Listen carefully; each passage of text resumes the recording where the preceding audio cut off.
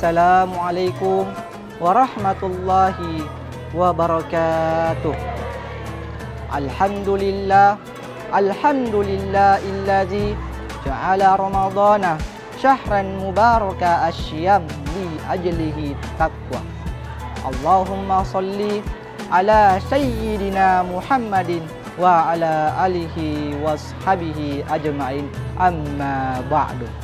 Subhanaka la ilma lana illa ma 'allamtana innaka antal alimul hakim.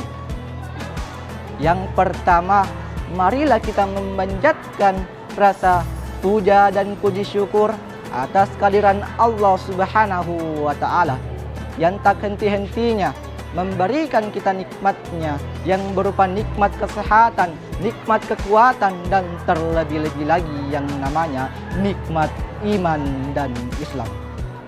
Baik, berdirinya saya di sini hanya ingin menyampaikan suatu ilmu yang mengangkat tema mencari rezeki yang halal.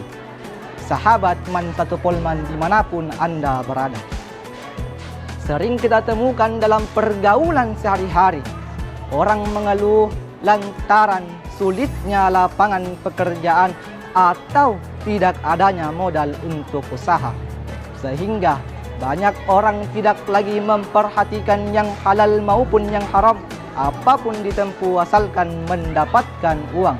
Tidak lagi memperhatikan aturan-aturan agama.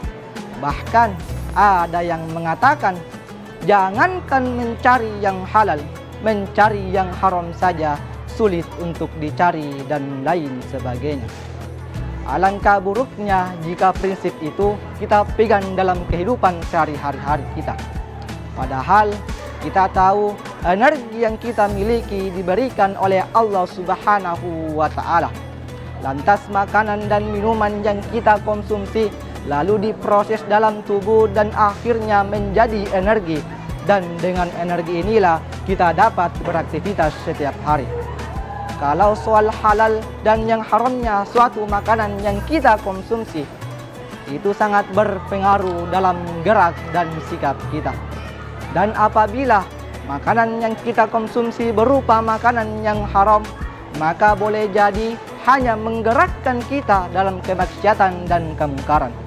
Pantaslah Rasulullah Subhanahu wa taala memperingatkan kepada kita bahwasanya daging yang tumbuh dari barang yang haram maka tempatnya nanti di neraka. Sebagaimana dalam Al-Qur'an surah Al-Mutaffifin ayat 1 sampai 3 yang berbunyi, Bismillahirrahmanirrahim, wailul lil mutaffifin, celakalah bagi orang yang menakar atau menimbang, walladzina idza ta'alu walan nasi wastaufu, dan apabila mereka menakar atau menimbang, mereka minta untuk dicukupkan, wa idza kalu aw wazanuhum yukhsirun, dan apabila mereka menakar atau menimbang, mereka mengurangi untuk orang lain. Nauzubillah min zalik. Sahabat Mantatu Polman dimanapun Anda berada. Kemudian ketika kita ingin mencari atau meminta rezeki kepada Allah Subhanahu wa taala, contohnya si Fulan diperintahkan oleh Allah Subhanahu wa taala untuk mencari rezeki, dan Fulan pun bekerja mati-matian sehingga menjadi peruput laut yang dicintai oleh Allah Subhanahu wa taala. Dan kemudian wafatlah si Fulan ini di padang mahsyar dan ditanyalah oleh Allah Subhanahu wa taala. Allah berkata, "Ya Fulan bin Fulan, apa yang engkau lakukan ketika aku menyuruhmu berzakat, ya Fulan?" Fulan pun berkata, "Ya Allah, saya bekerja mati-matian ya Allah, sehingga saya menjadi peruput laut ya Allah. Hanya karena engkau lah ya Allah, aku menabung untuk menaikkan diriku naik haji ya Allah." Dan kemudian topinya yang kepanasan mengatakan, "Benar ya Allah." Keringatnya yang terus mengalir karena kepanasan mengatakan, "Benar ya Allah." Peruput lautnya yang terombak-ambik terkena ombak lautan mengatakan, "Benar ya Allah, benar ya Allah." Dan itulah ahli surga Firdaus yang dicintai oleh Allah Subhanahu wa taala. Dan contohnya lagi, apabila kita ingin mencari atau meminta rezeki kepada Allah Subhanahu wa taala. Contohnya fulan meminta rezeki kepada Allah Subhanahu wa taala untuk Allah Subhanahu wa taala untuk menjadikan dirinya orang kaya.